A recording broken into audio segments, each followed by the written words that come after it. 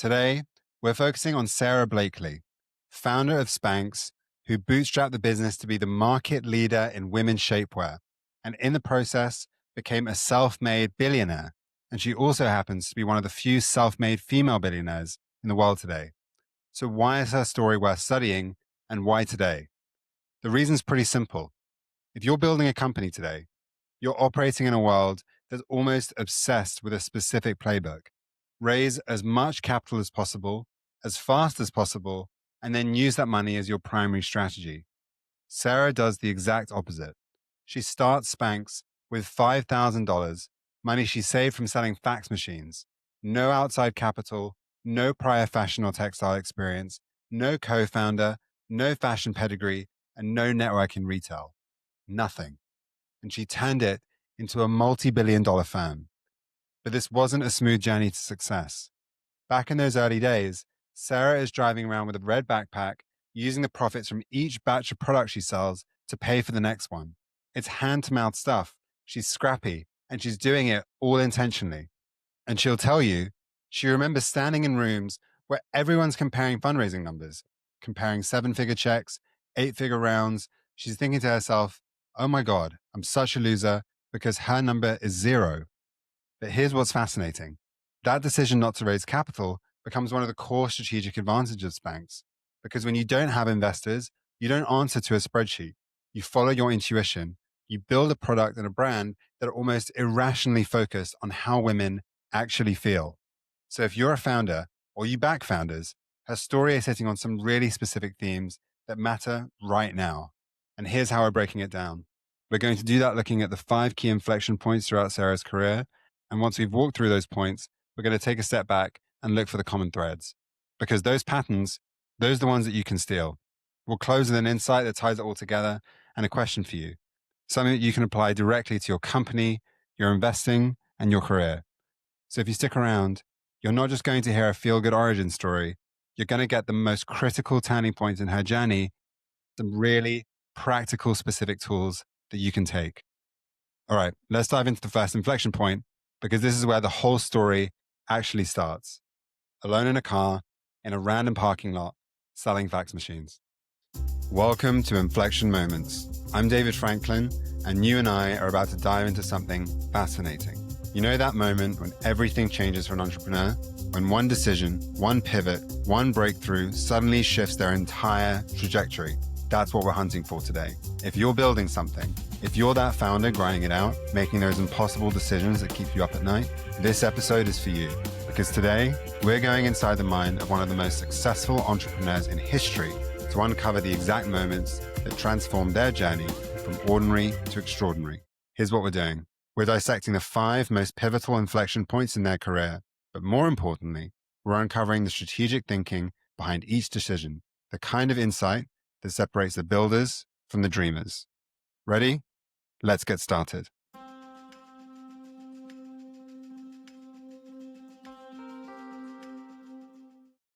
It's the mid-1990s, and Sara is in her 20s, living in Florida. By day, she's selling fax machines door to door, not glamorous SaaS sales with a salary and a quota, literal hardware. She's assigned a zip code, gets in her car, and walks into small businesses, pawn shops, strip mall offices, random local businesses, trying to convince them that they need this box. And she talks about it vividly. She'd park, straighten her suit, and then walk in one after another all day long. 99% of the time, same answer. No thanks, sometimes polite, and a lot of the time, not so polite. She has days where security guards escort her out the building. She has doors slammed in her face, and she's doing this for 7 years. Just sit with that for a second. Imagine finishing a day like that, rejected, humiliated, physically exhausted, and then driving home on a Florida highway as the sun sets with this heavy feeling in your chest that this can't be it. This is not the life that you're supposed to be living. What Sara actually wants is very specific, and this is what makes the first inflection point so powerful. She doesn't just want success in the vague way that everyone talks about it. After one particularly brutal day, she pulls off to the side of the road and has this thought, and it's almost cinematic in its clarity. In Sara's own words, she says, I'm in the wrong movie. Call the director, call the producer. This isn't my life. I need to change the movie. That line stays with her. I'm in the wrong movie. Because it's not really about quitting this job. It's deeper than that. She wants to build a completely different life where she's still using her strengths, but in service of something that actually matters to her. So she goes home that night, opens a journal, and she asks herself this: what are you good at, Sarah? What are you actually good at? Why are you good at it? And how are we going to build a new life? Most people would have stopped right there. I'm good at sales, so I guess I just need another sales job. But the challenge that Sarah faces is an internal one. On paper, her life is fine. She has a job, she's making money, she has friends, she's even trying to do stand up comedy on the side at one point, though even she can admit that she wasn't particularly good at it. But the real conflict here is between two things: comfort and calling. It's between the default script: keep this job, maybe move into management eventually, live for the weekends, and this gnawing, persistent feeling that she's meant to build something of her own. There's also this mental script that traps most people. It sounds like, I'm good at X, so my next job must also be X. But Sarah does something different here. In her journal, she writes down sales as the one thing she knows she's good at. But instead of stopping, she asks a follow-up question: why am I good at sales? Why do I like sales? What is it actually about sales that I care about? This second layer question isn't dramatic, doesn't sound like much, but it's actually profound because it breaks this automatic mapping between the skill and the job title. And her answer to that question is super important. She realizes it's not selling itself that she loves. It's not the closing. It's not the commission. What she actually loves is giving people something that improves their lives or makes their job easier, and then watching them get excited about it. That single insight changes the trajectory of her life, because once she sees that, she writes something down in her journal that becomes almost like a mission statement, a script for her for the next decade. And that is, in Sarah's own words, I'm going to invent my own product that I can sell to millions of people that will make them feel good. Now, at that moment, there is no product. There's no idea. There's no business plan. There's no prototype gathering dust in a drawer. She just has a sentence that comes from brutally honest self-reflection. And she doesn't treat this like some fluffy, inspirational affirmation that you put on a vision board and forget about. She talks about it as a commitment to herself, to the universe, that if an idea shows up that matches this, she won't squander it and she's going to move. Underneath all of this is a strategic move that's really relevant if you're building something. Instead of optimizing for a job title, she optimizes for a combination: her actual skills, what makes her come alive, and the impact that she wants to have. And she uses that to define what comes next. So nothing really changes externally the next morning. She still wakes up. She still sells fax machines, same zip code, same rejection, same long drives home in the Florida sun. But internally, the entire movie has changed. She's now someone who's declared out loud and in writing, I'm going to invent a product that I can sell to millions of people that makes them feel good. She doesn't know what it is yet.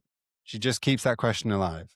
She keeps doing what she calls mindset work, reading self-help books, asking the universe for an idea, priming her brain to recognize it when it shows up. 2 years later, when she cuts the feet off her pantyhose and looks in the mirror, she recognizes it instantly as potentially that idea, the thing she asked for, because she's been primed for it. That's not luck, and it's not an accident. That's the first inflection point doing its work. So for you, this is a powerful template of how career turning points actually happen. That first point in Sarah's career rarely looks like a big external event. It's usually a private moment, you alone, in a car, or in front of a mirror, or in your journal at night, where you finally admit that the current script is wrong. So instead, you write a new one, and then you back that with a very specific, almost sacred intention. With that internal shift in place, let's move to the second inflection point, the one everyone thinks is the beginning of the story, the birth of Spanx.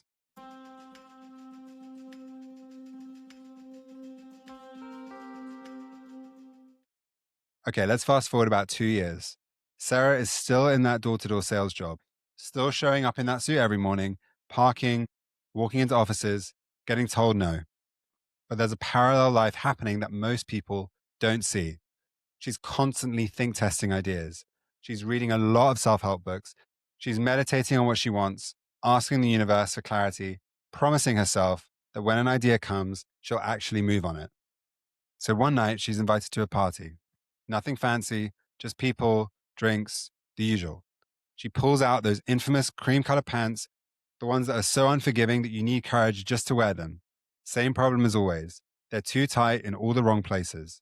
She wants that smoothing effect of control top pantyhose, but without those ridiculous reinforced toes and seams that look absurd with open toe heels. She pulls on the pantyhose, looks down, and those bulky toes sticking out, and gets annoyed. Then she walks over to her drawer, and without thinking it, she reaches for a pair of scissors. So getting into Sarah's mind for a moment, what she wants is practical and honestly very relatable. She just wants to feel good in her clothes. She just wants to wear what she likes without sacrificing the comfort or the smoothing effect. But underneath that, there's a much deeper desire. Anchored way back in that journal entry, she wants a product she can sell to millions of people that will make them feel good. So when she cuts the feet off the pantyhose and looks in the mirror, it's not just, oh cool, this tricks the eye.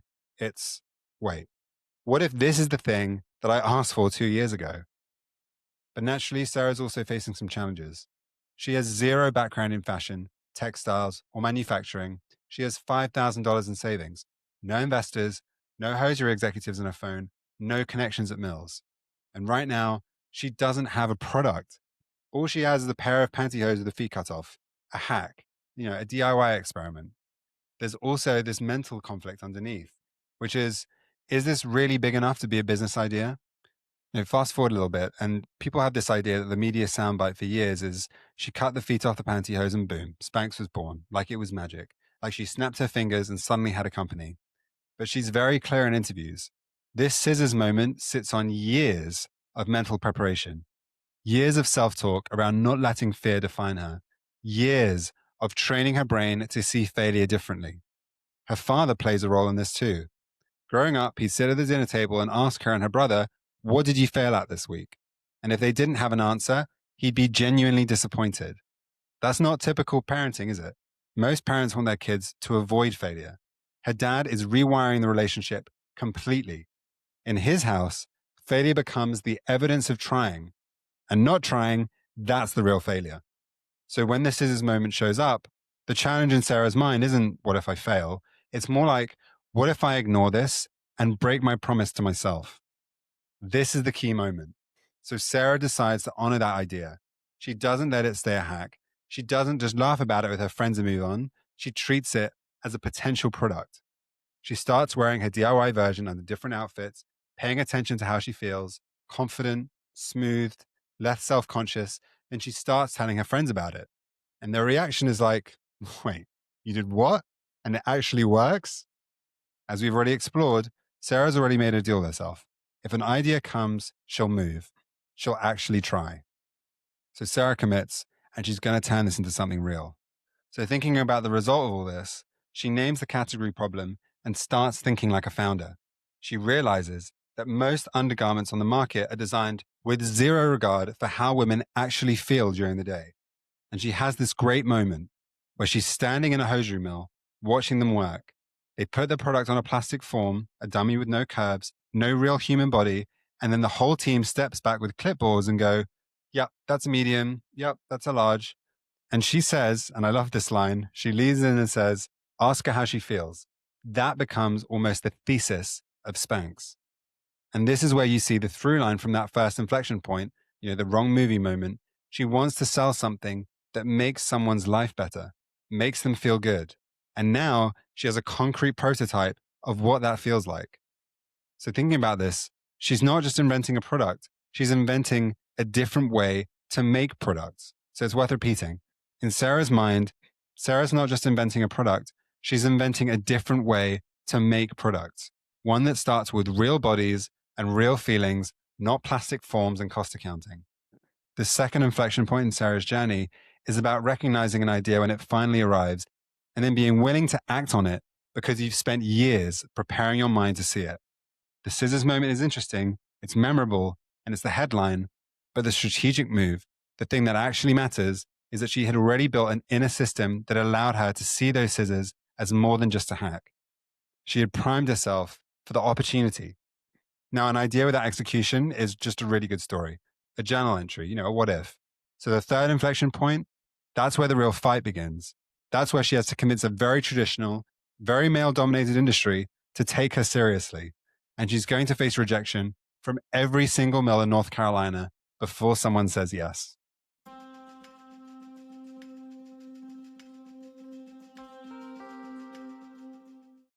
Okay, inflection point number 3.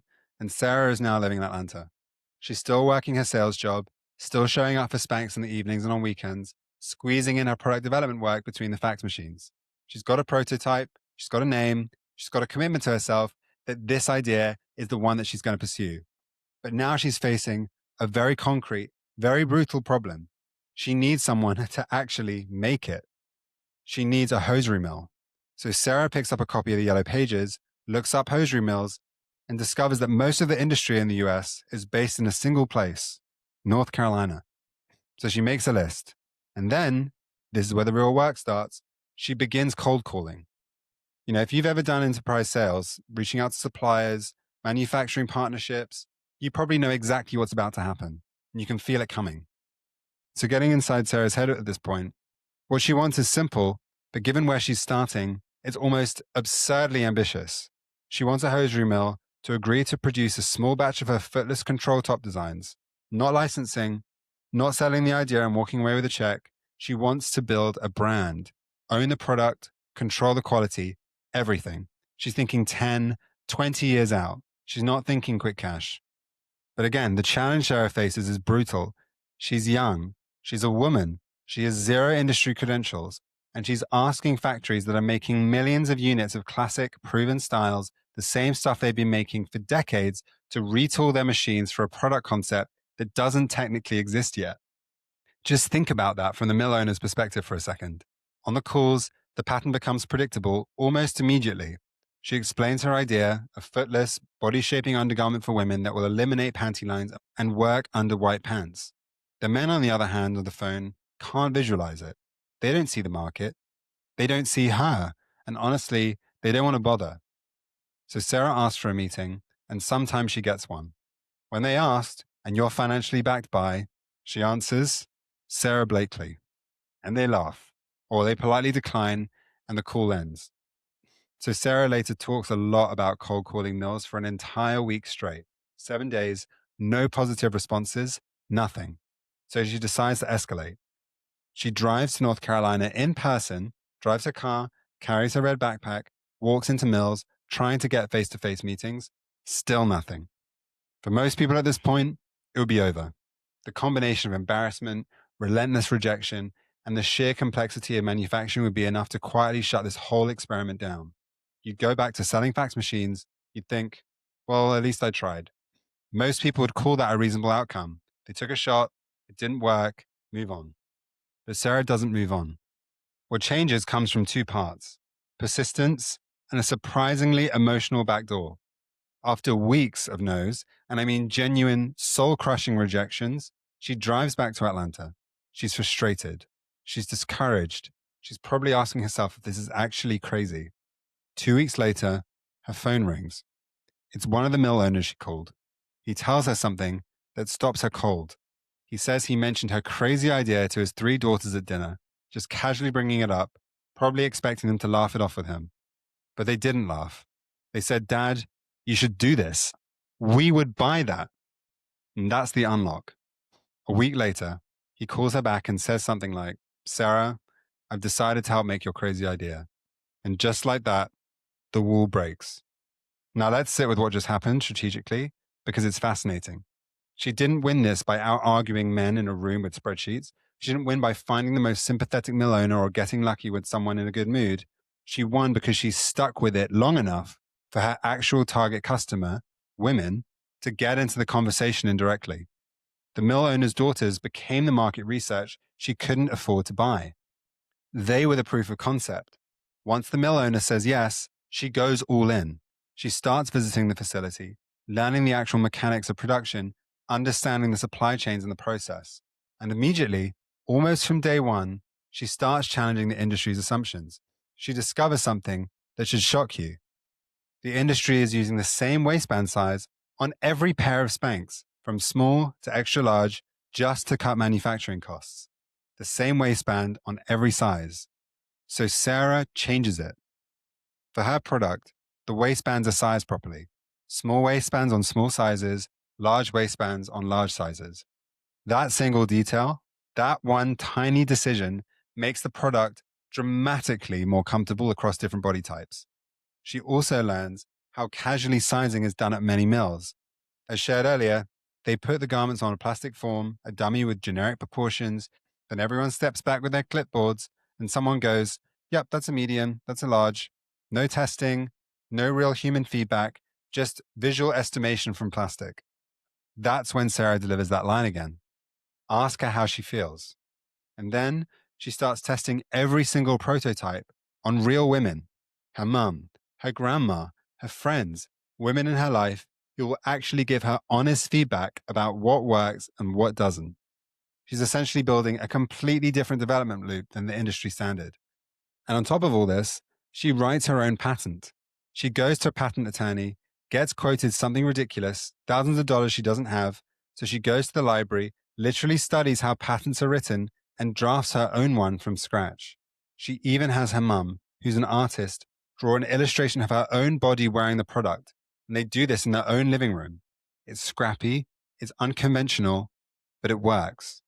By the end of this inflection point, Sara walks out with a committed manufacturing partner, a patented product design, a better fitting garment because she challenged the industry's core assumptions, and a small initial run of product that she has personally tested on multiple real women. Quantitatively, this is the foundation of what will eventually become a company generating hundreds of millions in revenue. But at this point, the numbers are tiny. She's stacking batches of Spanx in her apartment. She's got a little office that becomes the original Spanx HQ, basically a closet where she does everything. But the real result, the one that matters, is this. Sara is now in the arena. She now has something to sell. She has manufacturing, she has inventory, she has a patent, she has a product that actually works better than what exists. All the pieces are moving. But there's still one more massive hill to climb.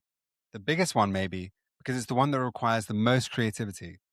How does an unknown founder with zero ad budget convince a major retailer to give her shelf space in a category that hasn't changed in decades?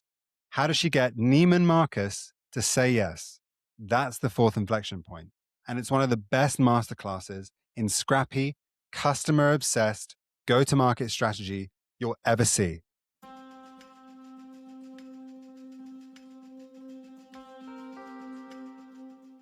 Okay, inflection point number 4. At this point, Spanx is now a real product. It exists. It's being manufactured by an actual mill. Sara has inventory sitting in her apartment in what will eventually become known as the original Spanx HQ. Sara's still working her sales job during the day, by the way. She's still going through the fax machine grind, but now she's got product. Real, tested, manufactured product. The big question is straightforward, but massively intimidating. How do you get this onto retail shelves? How do you convince a major department store to give you space in a category that hasn't changed in decades?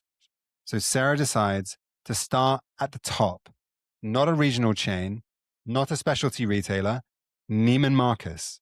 It's audacious, but it's exactly the right move. Using the same relentless persistence that finally cracked the hosiery mill problem, she calls Neiman Marcus's buyer's office over and over, again and again, until finally someone picks up and actually listens. She gets a meeting. She books a flight to Dallas. She packs her red backpack, her samples, and crucially, a pair of white cream colored pants. What Sara wants is crystal clear, and it's not grandiose. She wants Neiman Marcus to take Spanx into a handful of stores. That's it. Not a national rollout, not some massive showcase across 500 locations, just a few stores, just enough to prove the concept. Because here's what she knows instinctively. If she can crack Neiman Marcus, everything changes. The perception shifts overnight. Spanx becomes luxury adjacent. It's no longer that weird thing some founder invented. It becomes a product that Neiman Marcus believes in. And when Neiman Marcus says yes to something, the rest of the market is already primed to listen. But the challenge here for Sara is this. Hosiery and shapewear are not products you can sell from a PowerPoint deck in a 30-minute meeting. You can't just show a spreadsheet with market size projections and demographic data. The buyer is listening to a young woman with zero fashion pedigree, no track record, no celebrity endorsements, at least not yet, saying, I'm going to change the category and make women feel better about themselves under their clothes. The category itself hasn't moved in decades. The packaging is uniform, beige, gray, white, serious looking half naked women on the front, boring, unmemorable, and uniform. She needs to communicate something that can't be reduced to features or benefits. Instead, she needs the buyer to feel what Spanx feels like. Partway through the meeting, something crucial happens. Sarah's presenting, she's talking, she can sense the energy in the room starting to drop. That subtle shift where you realize that someone's attention is drifting. They're polite, but they're not with you anymore. And in that moment, she makes an intuitive decision. She says, let's go to the bathroom together. It sounds odd on its face, right? Unconventional, maybe even a little weird, but it's perfectly on brand for what she's trying to sell.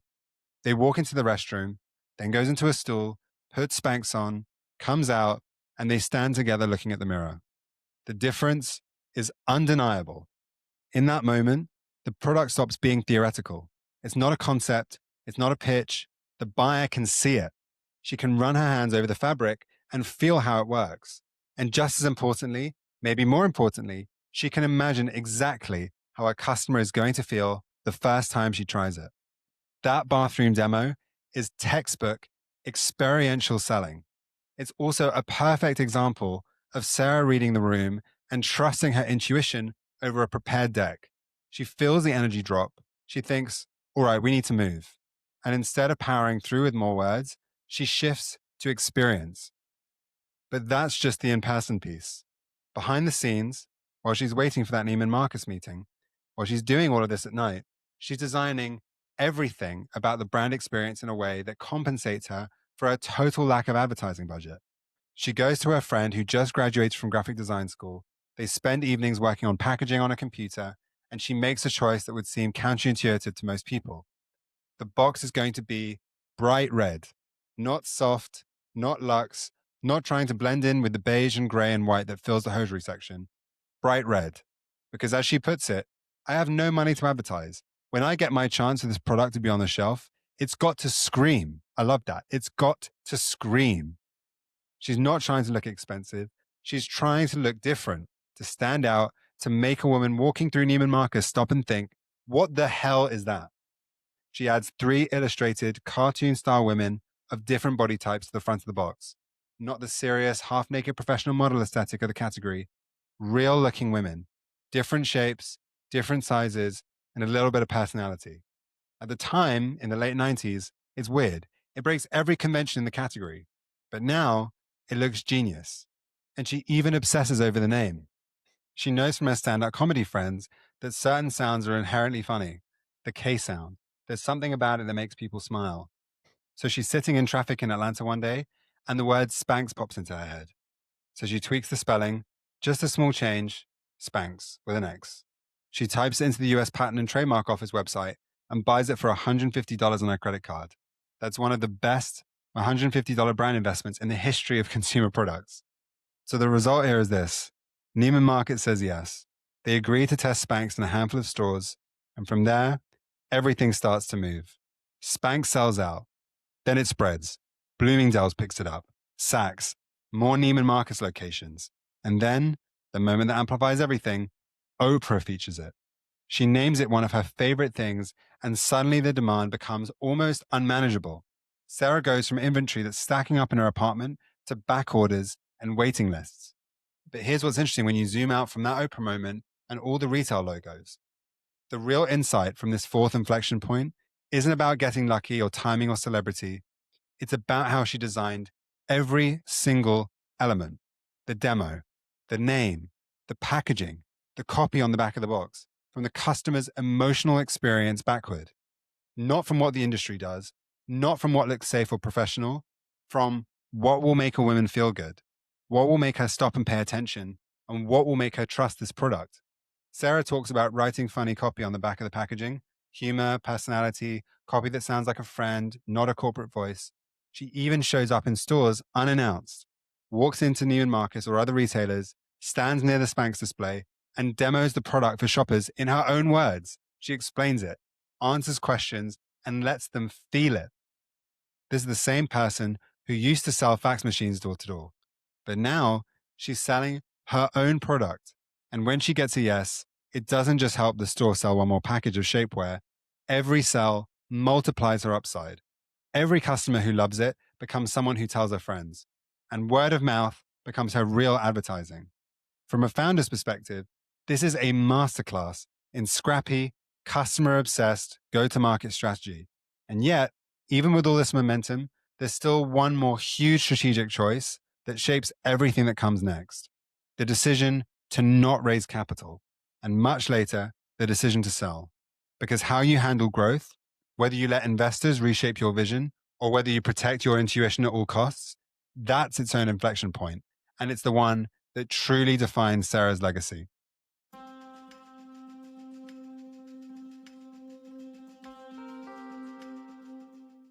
Okay, final inflection point now.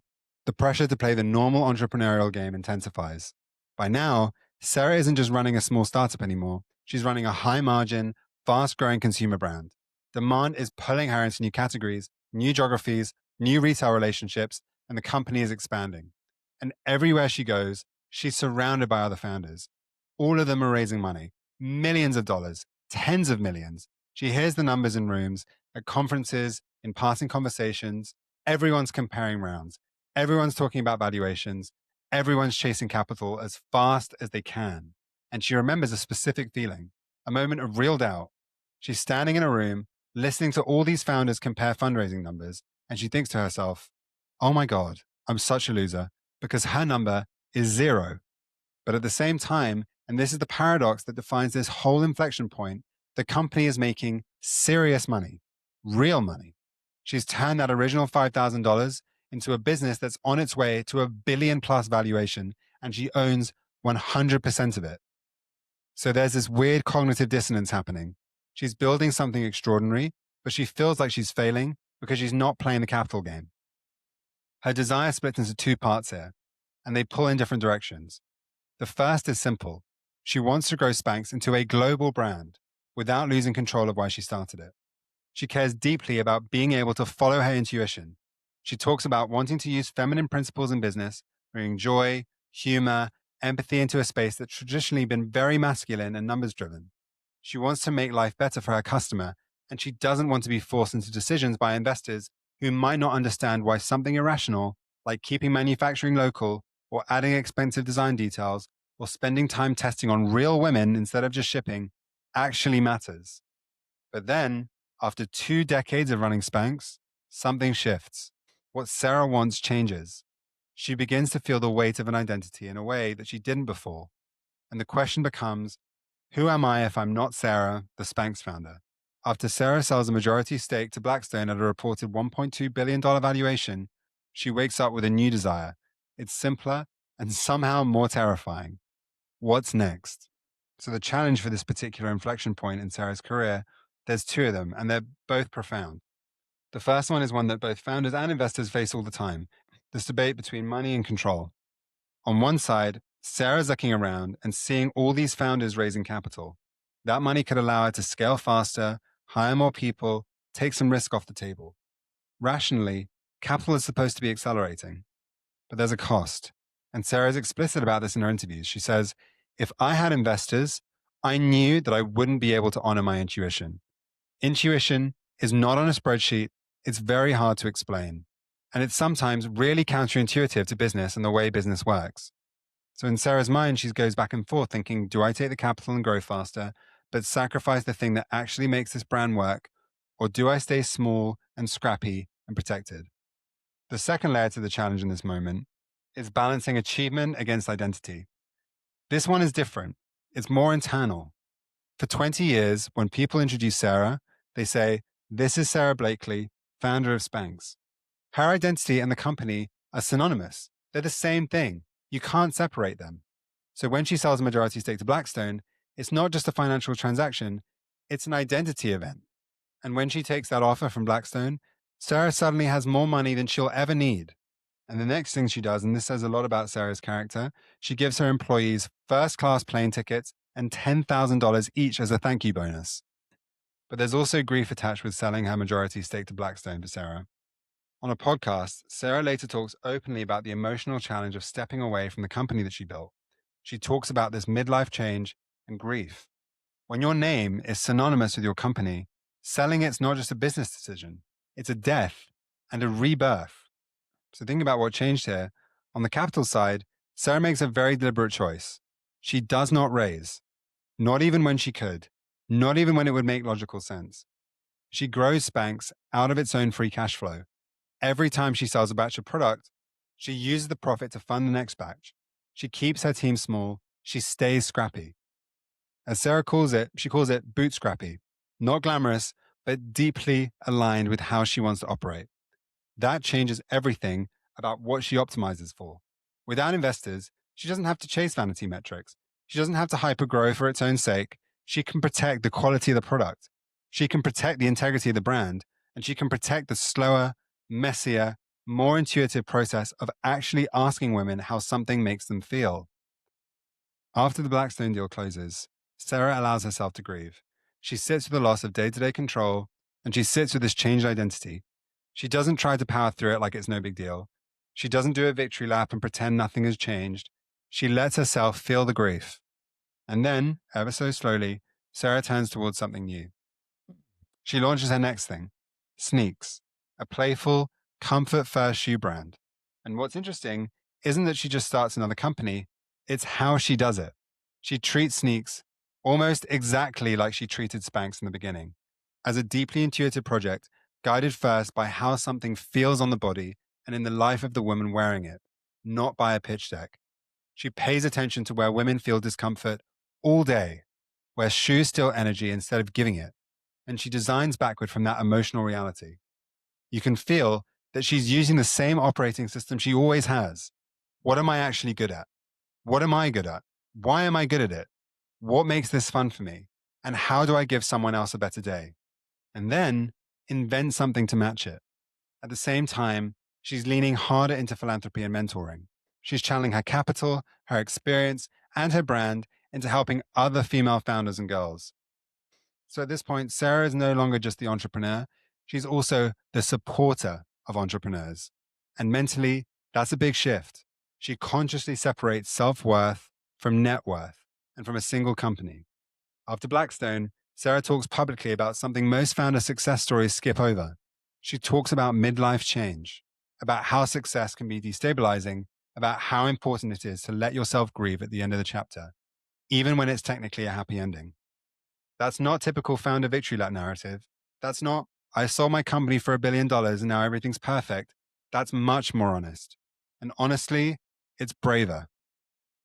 So thinking about the result from all of this, on the surface, this fifth inflection point looks like the classic entrepreneurial arc. Self-made founder builds company, sells majority stake at billion plus valuation, stays on the board, diversifies into new ventures, does philanthropy, checks all the boxes. But under the hood, the parts that actually matter for you if you're building something, a few things stand out. And we're going to get into it in the next section.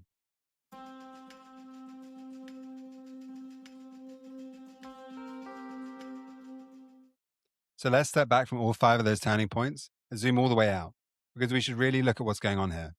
What patterns keep showing up over and over in how Sara thinks and makes decisions at the pivotal moments. Because if you can see that pattern, you don't have to wait for your own Spanx idea to show up. You can start using her own operating system right now. In my opinion, there are 3 big common threads running through every single inflection point. The first pattern is this. The idea is not the starting point. The intention is. This is important, so let me say it again. Most people, almost all people, wait for the idea first. They think I need to find the perfect startup concept, the clever product, the market opportunity, and then they reverse engineer meaning from that idea. Sara does the exact opposite. Before Spanx even exists, before the scissors moment, she's sitting in her car on the side of the road saying, I'm in the wrong movie. She goes home and writes down in her journal the sentence, I'm going to invent a product I can sell to millions of people that will make them feel good. That's not vague. That's not, I want to be rich someday. It's hyper specific. Invent a product, sell it to millions of people to make them feel good. Using that classic Simon Sinek model of the what, how, and why. First level, the what, invent a product. Second level, the how, sell it to millions of people. And the third level, the deepest level, and the most important one, the why, to make them feel good. So putting that all together, think about what happens. 2 years later, Sara cuts the feet off her pantyhose. Most people would have thought, oh, that's a cool hack. I'll tell my friends about it. But Sara thinks, wait, is this the idea that I wrote about 2 years ago? She recognizes it because she's been primed by that intention.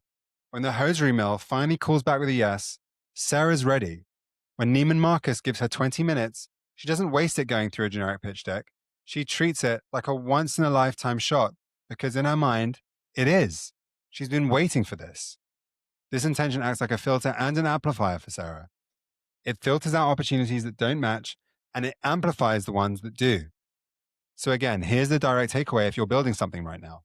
Most people wait for the idea and then try to reverse engineer meaning. But Sara does the opposite. She defines the meaning first, and then she spots the idea when it passes by. You can almost think of it as a founder's version of product market fit, but instead think of it like life founder fit. The second thread is Sara's relationship with failure. This one goes all the way back to childhood. Remember Sara's dad when they sit down at the dinner table as a family and he asks her and her brother, what did you fail at this week? And if they don't give an answer, he's genuinely disappointed. Over time, over years, that completely rewires her brain. In her world, failure doesn't mean trying and not succeeding. Failure means not trying. You see this pattern playing out in every single turning point. In her fax machine days, she's getting rejected all day long. No thanks, doors slammed, escorted out of buildings, but she doesn't internalize those no's as to stop what you're doing. She's literally practicing failure for a living. When she calls up all the hosiery mills in North Carolina and gets rejected from every single one, she's frustrated, sure, but she doesn't make it mean she's delusional or that the idea is bad. She treats it like a standard part of the journey. When the Neiman Marcus meeting starts slipping away and she could just thank them and leave, Sara instead suggests something a little uncomfortable. That line, let's go to the bathroom together. She risks looking weird. Now, for a founder, this isn't just motivational fluff. This directly affects your strategy. If you treat failure as catastrophic, you'll design very safe, incremental experiments. You'll rarely risk looking stupid. You'll optimize for comfort over growth. But the things that create outsized outcomes, asking to go to the bathroom with the Neiman Marcus buyer, calling a hosiery mill owner relentlessly after all those rejections, writing your own patent from scratch because you can't afford a lawyer, all of those require somebody in the story who's okay with being uncomfortable. Sara's entire story is an argument for something very specific. Build a culture, starting with yourself, where failure is framed as evidence of effort, not evidence of incompetence. If you're in that culture, you try more, you experiment more, you're willing to look stupid more often, and over time, that willingness compounds into something extraordinary. The third common thread, and this is maybe the most provocative one in a business context, is how consistently she lets intuition and emotion outrank the traditional rational convention. Not ignore it, not dismiss it, outrank it. Think about how many times she chooses the non-obvious, non-spreadsheet answer. She chooses not to raise capital, even when other founders around her are comparing fundraising numbers. Rationally, that capital could accelerate her growth. Intuitively, she senses it would cost her something irreplaceable, the ability to honor her intuition instead of a spreadsheet. She designs packaging that breaks every category rule. Bright red, cartoon figures, humor, copy that sounds like a friend instead of a corporation. Rationally, you'd want to blend into the luxury aesthetic of Neiman Marcus. Intuitively, she knows she has to scream from the shelf because she has no budget to scream anywhere else. She insists on testing the product on her mum, her grandmother, her friends, real women with different body types, instead of on plastic forms in a mill. Rationally, the industry's way is cheaper and proven, but intuitively, she can't accept it. And later, when Sara's deciding about her exit, she pays attention not just to the valuation number, she pays attention to how it will feel to her employees, to her customers, and to herself. And even when the deal is done, she allows herself to mourn the loss of that identity honestly, instead of trying to power through like a professional and pretend like nothing has changed. Now, this doesn't mean that Sara ignores numbers. Spanx is an extremely profitable business. She clearly understands margins and cash flow and market dynamics. But the tiebreaker, when the data points in different directions, is almost always what feels right and how does it make the customer feel. So here's the strategic principle underneath all of this. Use data to inform, but not override a well-trained intuition, especially when you're building something fundamentally new. Intuition by itself can be dangerous if it's unexamined. If you're just trusting your gut without any grounding in reality, that's a recipe for disaster. But intuition that has been trained by constant contact with your customer, with your own body, with firsthand experiments, with people saying yes or no in the real world, that intuition can give you answers that a spreadsheet literally can't compute yet. Because the spreadsheet only knows what's already happened. Your trained intuition can sense what's about to happen. So those are the three threads: intentionality before the idea, failure as evidence of effort, and leading with intuition. If you're building something, whether it's a company, a career shift, a product, a project, and you're stuck, those three patterns might be exactly what you need to unlock your next move.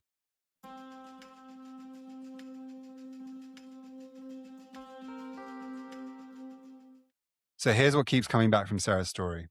It's not that she had some genius idea that nobody else could have thought of. Plenty of women had cut the feet off pantyhose before her. And it's not like Sarah has invented something that defied the laws of physics. The difference, the real difference, is what she did with that moment. And more importantly, all the quiet decisions that led up to it. She decided she was in the wrong movie and rewrote the script. She set a clear intention before she even knew what that idea would be. And then when that idea finally showed up, she treated it as sacred, not as a cute story to tell, but as something she couldn't ignore. She trained herself to see failure as proof she's in the arena, not a verdict on her worth. And she built an entire business culture around that mindset. And she was willing to let intuition and emotion, the way something makes people feel, guide big strategic decisions in spaces that have historically only trusted numbers and tradition. So here's the practical part.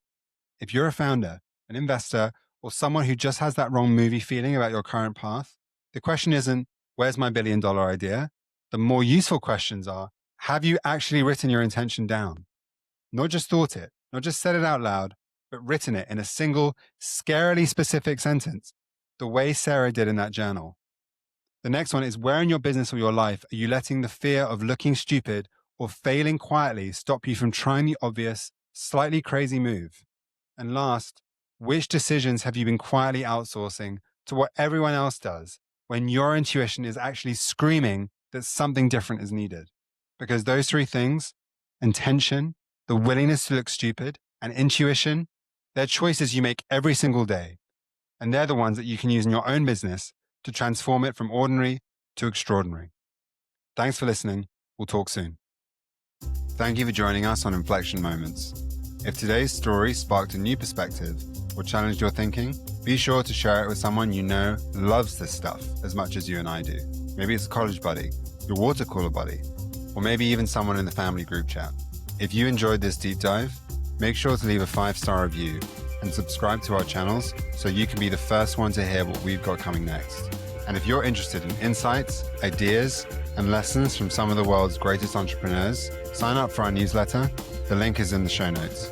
Until next time, keep building and talk soon.